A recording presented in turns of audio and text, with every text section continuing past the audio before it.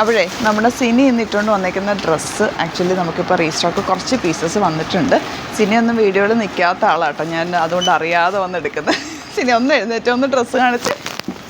ഇത് കണ്ടോ, ഫുൾ നല്ല രസമുണ്ട്.